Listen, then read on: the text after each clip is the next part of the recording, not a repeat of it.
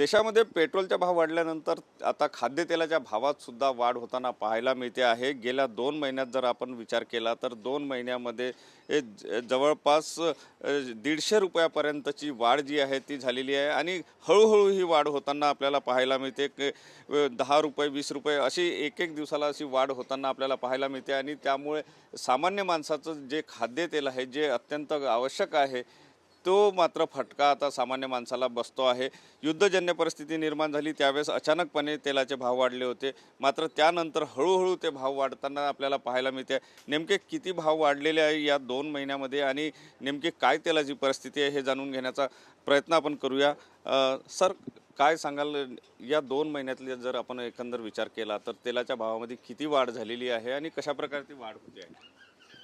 युद्धजन्य परिस्थिती, कारण महागाईला सगळ्यात मोठा फटका जर बसत असेल तो पेट्रोलियम पदार्थांचा बसतो, कारण त्या वाहतुकीचे पूर्ण साधनं त्याच्यावर अवलंबून आहेत आणि वाहतुकीच्या मध्ये भाववाढ झाली की ॲटोमॅटिकली त्याचा असर हा महागाईवर होतो, खाद्यवस्तूच्या विक्रीवरही होतो।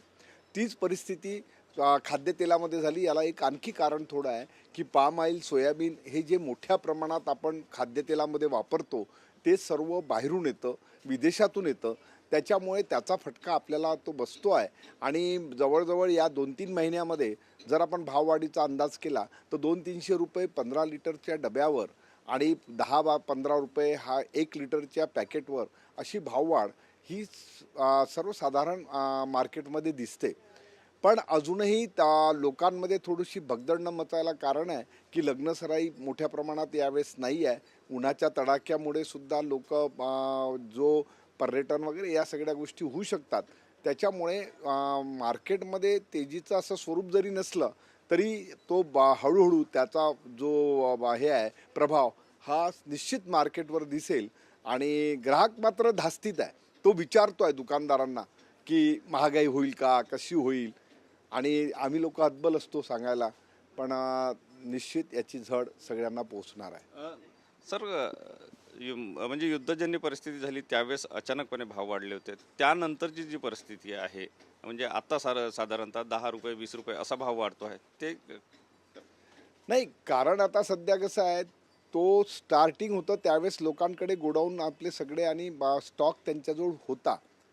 जसं आज पेट्रोलचे सगळे जसं पेट्रोल पंप खाली होत चालले तसंच व्यापाऱ्यांचंही असतं। व्यापाऱ्यांच्या गोडाऊनमध्ये तो माल असल्यामुळे त्यांनी तोपर्यंत धीर धरला, पण आता जेव्हा नवीन खरेदी होऊन आली त्या खरेदीमध्येच जर भाववाढ आहे तर निश्चित भाववाढ मार्केटमध्ये होईल। आणि ऑइल अशी वस्तू आहे की ज्याची नेहमी तेजीमंदी सुरू राहतं, म्हणजे केव्हा त्याची खाली येईल आणि केव्हा ते वर जाईल याचा काही नेम नसतो, तर ती भाववाढ जाणवत आहे। पुढल्या काळात आणखी याच्यामध्ये दरवाढ होण्याची शक्यता आहे? आता पहा, मी काही भविष्यकार नाही आहे, पण एकूण मार्केटमधले जे मोठे व्यापारी बसलेले आहेत, कंपन्यांचे अधिकारी आहेत, ते म्हणतात की निश्चित भाववाढ होईल। पण माझं असं मत आहे की जर आपण मला व्यक्तिगत विचाराल तर या देशाने स्वतःला खाद्यतेलामध्ये परिपूर्ण करायला पाहिजे।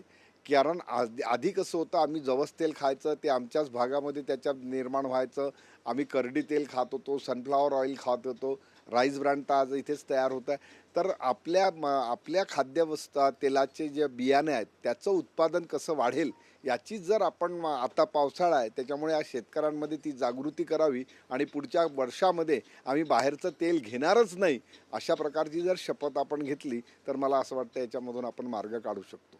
नक्कीच हळूहळू का असेना, परंतु या खाद्यतेलामध्ये जे आहे ती वाढ होताना आपल्याला पाहायला मिळते आणि भविष्यातही वाढ दिसते आहे। मात्र यासाठी आपल्याला स्वयंपूर्ण होण्याची गरज असल्याचं व्यापारी सांगतात। कॅमेरामन सचिन सयामसह सुनील लगे, TV9 मराठी, नागपूर।